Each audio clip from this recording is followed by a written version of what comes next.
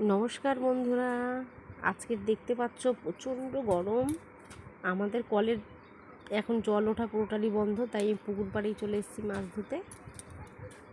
তো বরমশাই আজকে কাতলা না, এটা ঠিক মাছ, ওটাকে কী বলে, পোনা মাছ নিয়ে এসছে। আমি পুকুরের জলেই ধুচ্ছি, তারপরে বাড়িতে নিয়ে গিয়ে ভালো জলে ধুয়ে নিই আমি। তো মাছ ধুচ্ছি ভালোভাবে, পরিষ্কারভাবে না ধুলে হয় না। তার মধ্যে আমার মেয়ে দেখো একটা ক্যামেরা করেছে, একটা কাক ইঁদুর টেনে নিয়ে খাচ্ছে, সেটাও ক্যামেরা বন্দি করেছে ও।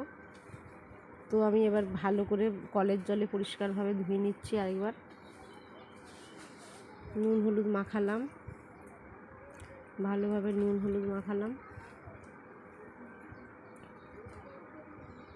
তারপরে আমি কেটে নিচ্ছি কলা, আলু ডাঁটা। পাতলা গরমের সময় তো একটা ঝোল করব। কড়াইতে আমি দিয়ে দিলাম মাছ।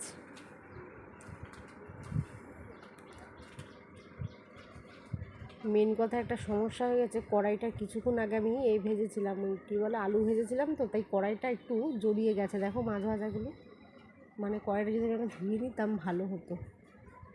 মাছটা হালকা হালকা জড়িয়ে যাচ্ছে, বেঁধে যাচ্ছে দেখো, কিন্তু তুলতে আমার অসুবিধা হচ্ছে। মশলা কষানো হয়ে গেছে, কলা আলুটাতে জল ঢেলে দিলাম আমি। কলা, আলু, সজনে ডাঁটা, ডয়রা কলা তোমরা খাও, যেটাকে দানা কলা বলা হয়। আমরা গরমের সময় কলাটা খুব খাই, আর খেতেও ভালো লাগে।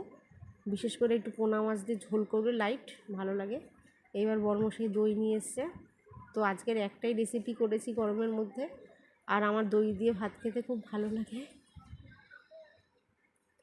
তো দইটা খুব ঠান্ডাই বেশ ছিল, তো আমি ভাত দিয়ে দই দিয়ে খাচ্ছি।